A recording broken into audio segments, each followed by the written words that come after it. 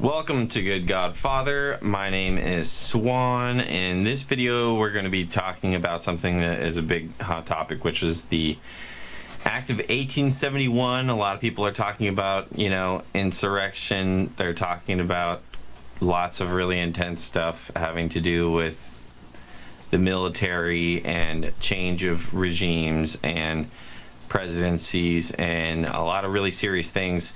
So rather than listen to all the talk, we went to the source documents, we read, and you'll have to see what we find in this. So watch the video, tell me what you think, leave a comment in the comments section.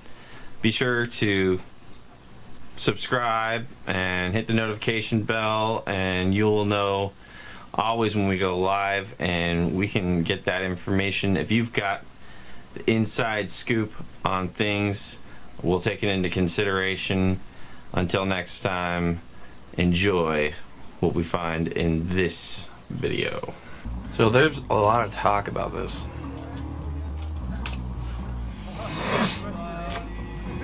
Washington, D.C. So here we have Chapter 7 or 12, an act declaring the consent of Congress to an act of the state of Maryland passed the 28th day of December 1793 for the appointment of a health officer, being enacted by the State and House of Representatives of the United States of America, and Congress assembled, that the consent of Congress be and is hereby granted and declared to the operation of an act of the General Assembly of Maryland. So wait, that's not here. An act concerning the District of Columbia. Section 1 being an act, this is what we're talking about. The acts for the government and administration of justice in the District of Columbia are an act for establishing the temporary and permanent seat of the government of the United States, an act supplement that Tom every time it goes off, be enacted, laws of Virginia of the United States of America, and Congress assembled, that the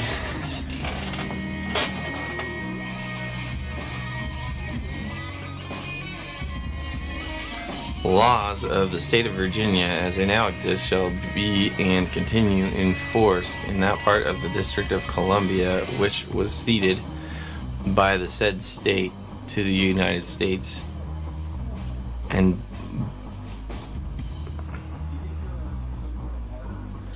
by them accepted for the permanent seat of government, and that the laws of the state of Maryland, then we get a bunch of stuff. This is all like kind of footnotes stuff. As they now exist shall be and continue in force in that part of the said district which has ceded by the United States, by that state to the United States, and by them accepted as aforesaid, and be it further enacted that the said District of Columbia shall be formed into 2 counties. One county shall contain all that part of said district which lies to the east side of the river Potomac, together with the islands therein, and shall be called the county of Washington. The other county shall contain all that part of said district which lies to the west side of said river, and shall be called the county of Alexandria. Be it further enacted that there shall be a court in said district which shall be called the Circuit Court of the District of Columbia, and the said court and the judges thereof shall have all the powers by law vested in the circuit courts and the judges of the circuit courts of the United States. All the powers by law vested in the circuit courts and the judges of the circuit courts of the United States. Said court shall consist, so it's a federal court, of 1 chief judge and 2 assistant judges resident within said district to hold their respective offices during good behavior, any 2 of whom shall constitute a quorum, and each of the said judges shall, before he enter on his office, take the oath or affirmation provided by law to be taken by the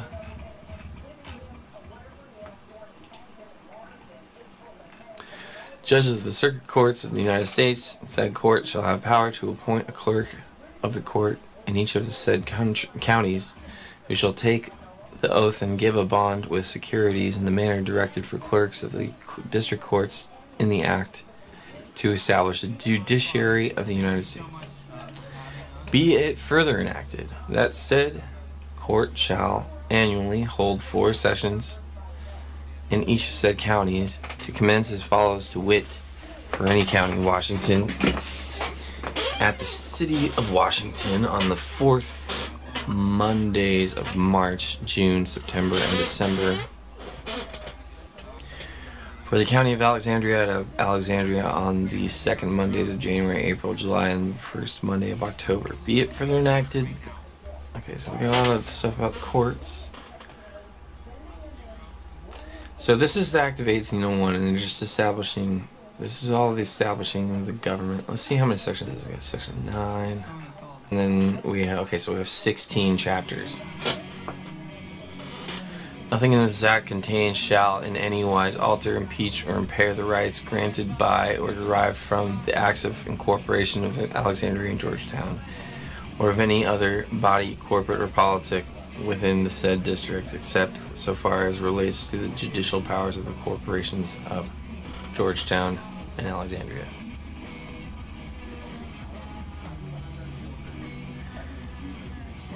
So here's the argument. Let's go to this one now. We have section 41st Congress, Session 3, Chapter 61, 62, 1871. And we are starting an act to provide a government for the District of Columbia. Alright, so 1801, we see a very thorough establishment of a government for the District of Columbia, and they outline where it is and all this stuff. So something happens in 1871. This is 6 years after the end of the Civil War, and we have to establish some government for the District of Columbia. There's a big influx of population growth there, I know that much. What I'm trying to deduce is, okay, so people want to say 1871, the debt of the United States was too much to handle, went into default, and so then the government sold itself as an asset to the banks of London and the Vatican. I know a little something about the Bank of the Vatican, which actually in its debts defaulted to the Rothschilds, and it has been the Rothschilds who have owned the Vatican debt since around this time, like really close. Rothschild's loan to the Holy See. Yeah, so it was like a legit thing that happened right here. Refers to a series of major. So this took place in the first loan, which occurred in 1832. Took place in the aftermath of the Napoleonic Wars, infamous Rothschild event, where Rothschilds bet on both sides of the war with James Meyer de Rothschild and Karl Meyer von Rothschild.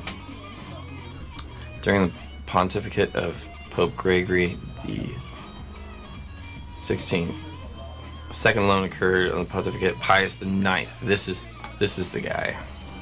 This was 18. So when did this happen? I don't want to talk about it on this one, I guess. It must be edited. Because, let's read this. Protestant Jews. Papal states were a theocracy. Catholic Church and Catholics had more rights than members of other religions.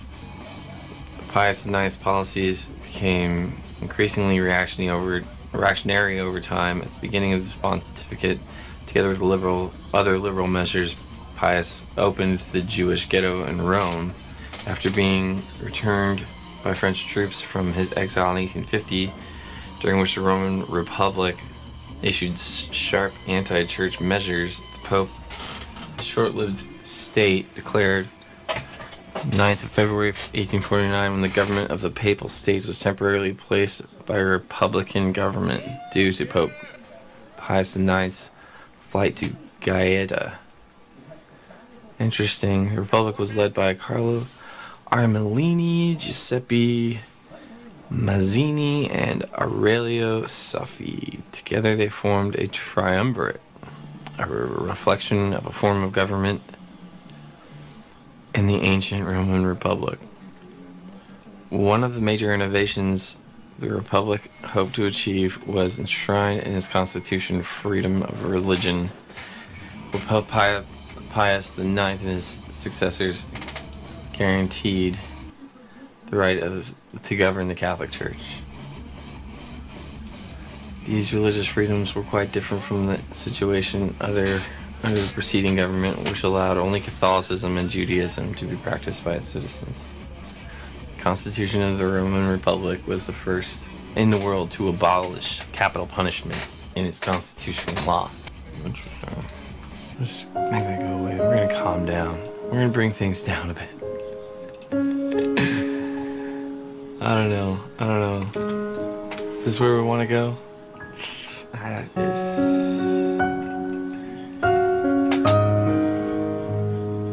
try this.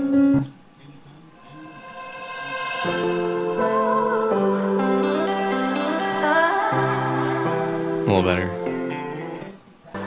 So I guess the most we're gonna get out of this is the second loan. Just the whole topic of Rothschild loans to the Holy See. Same members of the Rothschild family after the collapse of the Roman Republic and the restoration of the Papal States. Interesting. You have to look at the collapse of those. So the thing to know is that, the Rothschilds bought the debt of the Bank of London and basically, took over control of the Bank of London. So if it's true that, some debt of the United States, that means, in order to cover the debt of the United States going into default, being bought by the Bank of London, the Bank of London being bought, by the Rothschild, the Red Shield Bank, then that would make a lot of sense about the argument that the United States was taken over in 1871 and declared as a corporation, declared Washington, D.C. as a corporation of the United States of America. And that's where you get this corporation wiki. We got the United States Corporation Company. And here we have the United States Corporation Company overview, filed by Domestic Business Corporation in the state of New York on Thursday, October 2nd, 1902. So this is 30 years after the Act of 1821. It's approximately 119 years old, according to public records filed with New York Department of State. So here we go. People. Interesting there. Not a whole lot of much to sink our teeth into. Let's see what this act says here first. So an act provide a government for the District of Columbia as if it didn't have a government, which we just read the Act of 1871, so it did. So being enacted by the Senate and the House of Representatives of the United States. Let's see how many sections this has. Here's the thing about bureaucracy. They always add more to it, don't they? It's like, oh, we didn't have enough. We're going to write more down. Doesn't stop. 39. We're going to go in 40. All right, so there is formally an act to provide so here's the argument right here. That on February 21st, 1871, Congress passed an act titled "An Act to Provide a Government for the District of Columbia," also known as the Act of 1871. With this act, and with no constitutional authority to do so, Congress created a separate form of government for the District of Columbia, a 10-mile square parcel of land. As an act of Congress that repealed the individual charters of the cities of Washington and Georgetown and established a new territorial government for the whole District of Columbia. Though Congress repealed the territorial government in 1874, The legislation was the first to create a single municipal government for the federal district. The new government consisted, we'll see how legit it is, but the new government consisted of an appointed governor, an 11-member council, and locally elected 22-member assembly, and a board of public works charged with modernizing the city. The seal of the District of Columbia features the date 1871, recognizing the year the district's government was incorporated. That created the all capital letters United States of America, thereby creating a private U.S. corporation, which is its own city of its own country with its own mayor, police force, constitution. It's a city-state, just like City of London and Vatican. When was this published? Is this recent? You kind of learn this when you're a kid, Global government entities are corporations registered and incorporated in the United States of America and Washington, D.C., of some of whom are International Monetary Fund, Specialized Agency of the UN, International Bank for Reconstruction and Development, National Finance Corporation, International Development Association, World Bank. Interesting article there. Change the U.S. Corporation and Federal Reserve Bank with the RICO Act. Charge them with the RICO Act. Create a new government for the people by the people. This is a illegal foreign government. Hey. Let's watch this.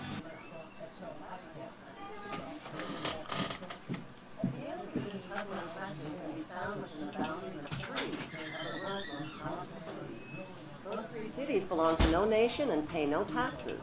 They are Washington's District of Columbia, which is not part of the city of Washington or of the United States, the inner city of London, which is not part of London or England, and Vatican City, which is not part of Rome or Italy. These cities, called city-states, have their own independent flag, their own separate laws, and their own separate identity.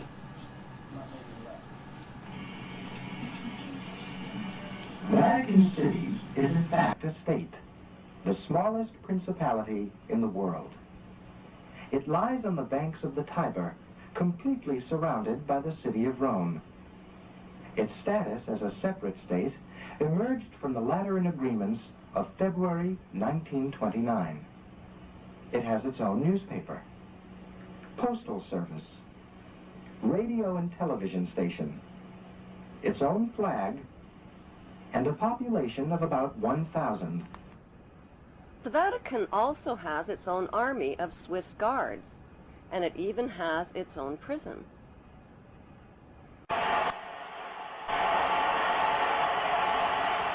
The Vatican rules over approximately 2 billion of the world's 6.1 billion people.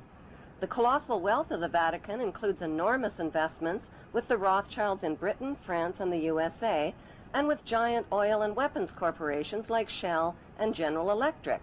The Vatican solid gold bullion worth billions is stored with the Rothschild-controlled Bank of England and the U.S. Federal Reserve Bank.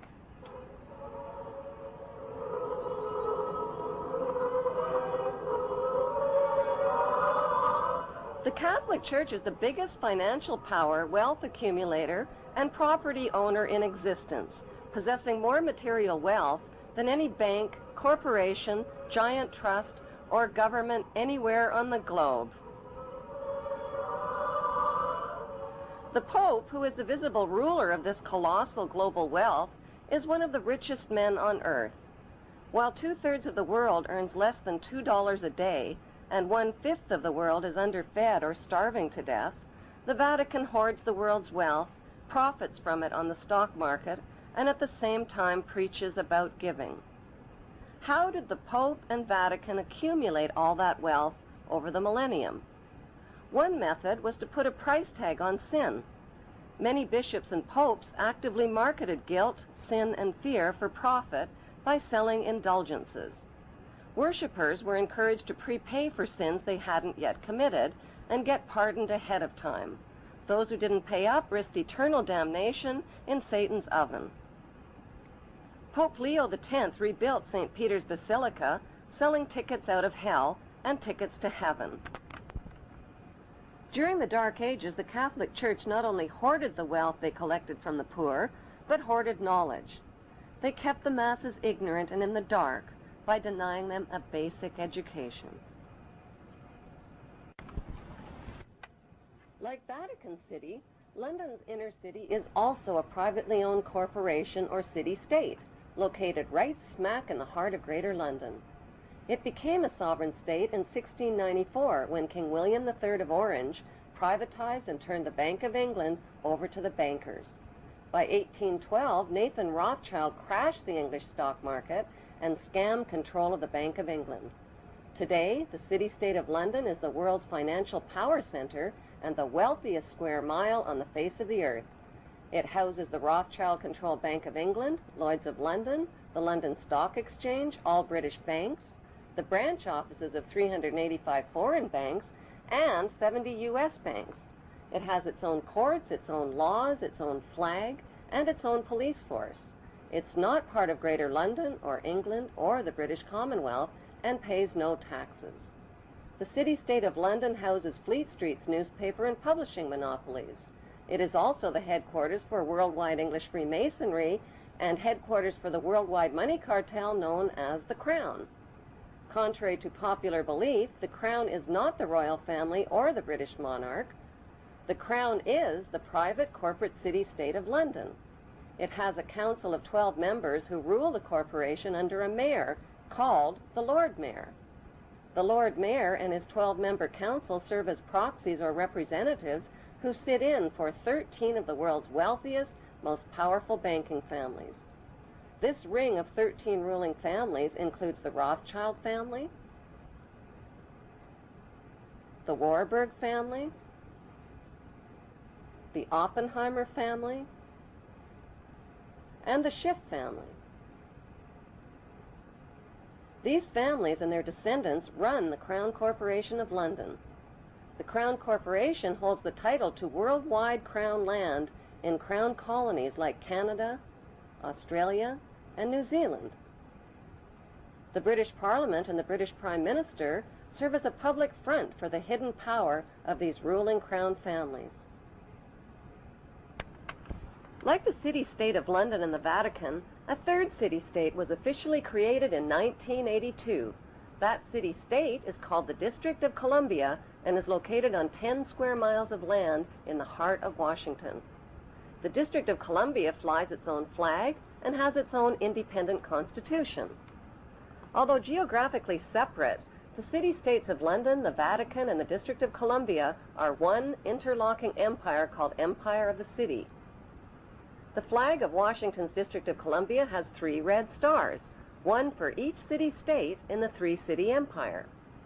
This corporate empire of 3 city-states controls the world economically through London's inner city, militarily through the District of Columbia, and spiritually through the Vatican. The Constitution for the District of Columbia operates under a tyrannical Roman law known as Lex Fori, which bears no resemblance to the U.S. Constitution. When Congress passed the Act of 1871, it created a separate corporate government for the District of Columbia. This treasonous act allowed the District of Columbia to operate as a corporation outside the original Constitution of the United States and outside of the best interests of American citizens. Corporation of the United States. Like Canada and Australia, whose leaders are prime ministers of the Queen and whose land is called Crown land, the United States is just another Crown colony. Crown colonies are controlled by the empire of 3 city-states. At the center of each city-state is a towering, phallic-shaped stone monument called an obelisk that points skyward. In D.C. city-state, the obelisk, known as the Washington Monument, was dedicated to Freemason George Washington by the Freemason Grand Lodge of the District of Columbia. The secretive Brotherhood of Freemasons laid the Washington obelisk's cornerstone in 1848 and contributed 22 Masonic memorial stones. 250 Masonic lodges finance the Washington Monument obelisk, including the Knights Templar Masonic Order. At the heart of London city-state is a 187-ton, 69-foot-tall Egyptian obelisk called Cleopatra's Needle. It was transported from Egypt and erected on the banks of the River Thames. In Vatican City, another Egyptian obelisk towers high above St. Peter's Square.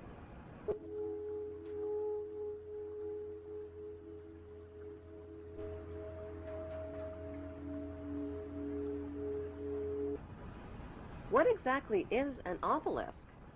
Obelisks are phallic-shaped monuments honoring the pagan sun god of ancient Egypt called Amun-Ra. The spirit of this pagan god is said to reside within the obelisk. Obelisks symbolize the phallus and fertility. At the base of the obelisk is a sunwheel circle symbolizing the vagina.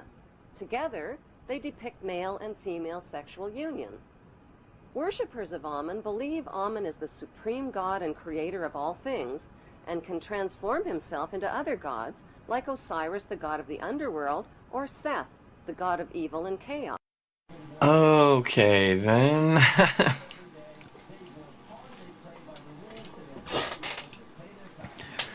So there you have that person's explanation. Interesting, but I found this. This looks like it could provide some valuable commentary on what we're talking about here. We'll check the source here in a minute. It looked pretty academic. So we got the period of debt repayment, 1866 to 93. In the immediate post-war years, the federal government reviewed the tariff tax structure to adjust it to long-term peacetime needs. The economic and political prostration of the South in the Reconstruction and post-Reconstruction periods weakened the effective opposition to Protestantism. No, protectionism, excuse me. There we go, protectionism. I'll have to get more explicit about that definition. Budget surpluses crafted around protective customs duties that were increased substantially above their pre-war level. In the decade of the 1850s, they averaged $50 million. By the 1866-75 period, they jumped to an average of more than $200 million. What are we looking at? Budget surpluses. Oh yes, I remember this about the surpluses. Crafted around protective customs duties. Right, they were raking it in from customs. And that was the Act of 1888. Trump talked about 1888. I remember this. God. The ratio of duties to free and dutiable imports rose from a pre-war low 14% in 1861 to 41 to 46% to 1871, then moved down to around 30% in the 1870s and 1880s. Wartime tax structure was dismantled. Income and inheritance taxes, its progressive elements, were eliminated by 1872. Almost all the many excise stamp licensing and other internal duties were swept away by 1874, with the major exception of liquor and tobacco taxes that provided more revenue and lower rates. They had during the war 30% of total 1874 revenues. Well above pre-war, cut back from wartime levels. Thus, average nominal surpluses were expanded dramatically from an average 3.6 million in the pre-war decade to an average of 66 million in the decade 1875-84, following repeal of wartime taxes. In the period of following the Civil War to the Depression years after 1893, the nation witnessed a remarkable series of economic developments. Real GNP growth averaged 5% per annum. Prices fell at an average rate of 2 or 3% per annum. Wow. Nominal yields on U.S. bonds slowly fell from over 6% in the late 1860s to 2.5%, 2 to 2.5% in the late 1880s and early 1890s.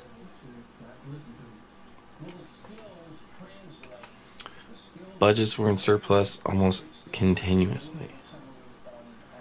The ratio of real debt and real GNP fell sharply in the post-war period, from 39% in 1871 to 8% in 1891. Wow. The factors accounting for this change were the resumption of specie payments in 1879, eliminated the gold premium. I remember this.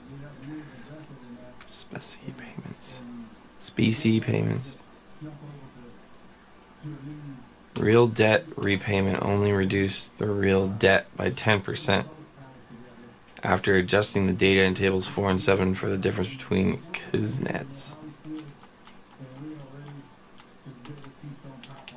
So that was...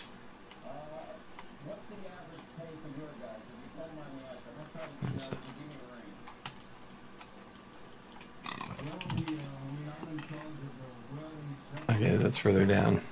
So we got the GNP ratio, 39%. Real growth to 1891, 2.87 fold. Net real debt repayment. Price changes.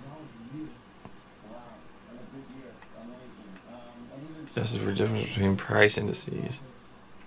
Plus the GNP price indices and the wholesale price indices of Warren and Pearson. Price decreases. Real debt repayment exceeded the initial real value of the debt at the end of the Civil War. The real debt only fell 15%. So initial real value of the debt.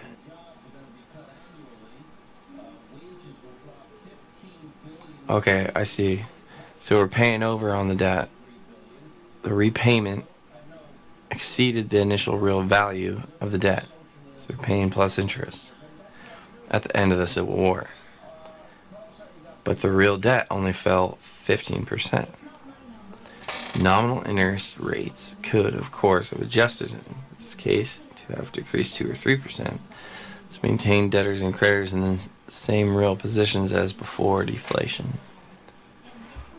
However, it took nominal interest rates several decades to fall that much.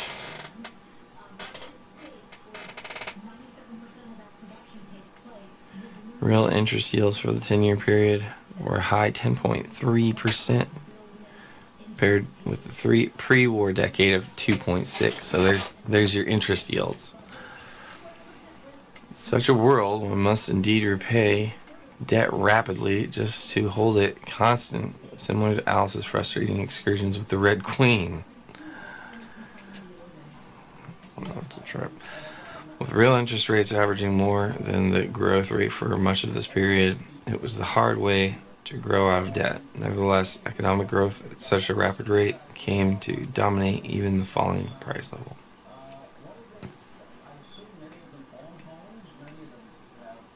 Incredible. Redistribution via the fiscal structure is always a concern when taxes are used to repay debt. The post-Civil War structure must be described as regressive. Very few benefits on the expenditure side for the lower income groups, and tax tariff structure loaded heavily on consumers. The form of this structure was such that price deflation exacerbated. While ad valorem taxes would not have been subjected to this defect, specific commodity taxes such as tobacco and liquor and many other customs duties increased in real terms when prices fell.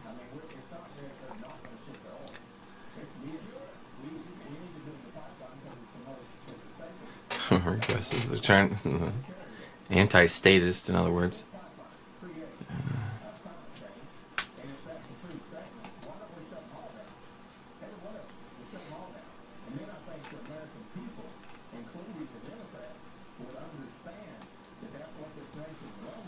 So, okay, we're not really getting anywhere on what we want to find here, but that's good to keep in mind. I think what this is looking at how things function on a federal level. Let's take a look at what would be Washington, D.C. Government 1871. I've already put links in the comments, so I would say, check the comments for links. I didn't put one in Twitch, I just did it in DLive. All the more reason to go to DLive. So, not really getting anywhere close here to any kind of debt being swallowed up by Bank of London just yet. I got a feeling. So what is it called? This is the Corporation of the United States of America, Washington, D.C. Bank of London. Debt. Let's see what's wrong. I spelled it wrong. So then the original Constitution drafted by the Founding Fathers was written in this manner: the Constitution for the United States of America. The Alta version reads, the Constitution of the United States of America. It is the corporate constitution. It is not the same document you might think it is. See, I do know that the original document is missing. They don't have the original constitution, as written, ratified like 1789 or 92 or whatever. It is the corporate constitution.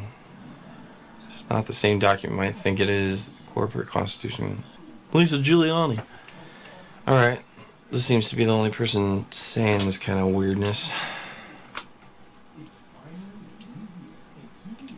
Well, let's see, a lot of it's just like personal commentary, like acts of Congress expressly incorporating either the United States or the United States of America. In 1871, Congress did expressly incorporate the District of Columbia, but D.C. and the United States are not one and the same. In that act of 1871, Congress also expressly extended the U.S. Constitution to D.C. The United States First Group of Corporation, the Supreme Court wrote, we may say in passing that the argument that the United States may be treated as a corporation organized under its own laws, that is, under the Constitution as the fundamental law, seems so strained as not to merit serious consideration. Some of the confusion rampant on the subject may have originated in the definition of the United States of America in Bover's Law Dictionary here. The United States of America are a corporation endowed with the capacity to sue and be sued, to convey and receive property. No suit can be brought against the United States without authority of law. So, because Title 28 contains statutes which govern all federal courts, the consistent use of the United States to refer to the federal government carries enormous weight. Title 28 is the last word on the subject, is revised, codified, and enacted by positive law. Moreover, the Supremacy Clause elevates Title 28 to the status of supreme law of the land. Make matters worse, propagate more confusion, the entity United States of America incorporated twice in the state of Delaware. Okay, let's see. I can buy all that. That's not hard to sink your teeth into. It's the debt that I'm curious about. It's like, okay, there was some separate government occult aspects of 9/11. We, the people of the United States, in order to form a more perfect union, establish justice, ensure domestic tranquility, provide for the common defense, promote the general welfare, secure the blessings of liberty to ourselves and our posterity, do ordain and establish this Constitution for the United States of America. Original Organic Constitution. Then we hold these truths to be self-evident, that all men are created equal, that they are endowed by their Creator with certain unalienable rights. Inalienable is interchangeable with unalienable.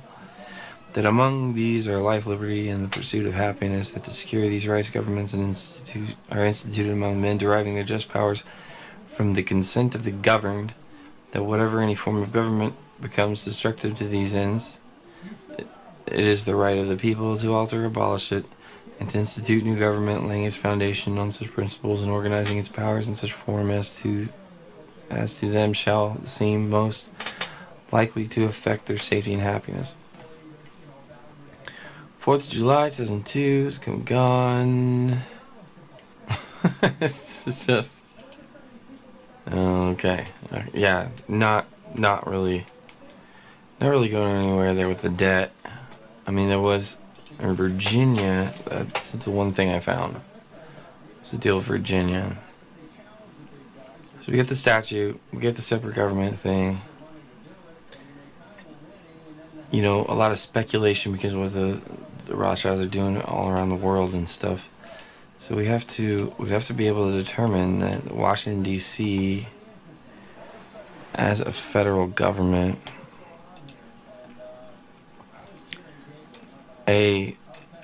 went into debt. How did they go to debt? You know, like, what does that look like?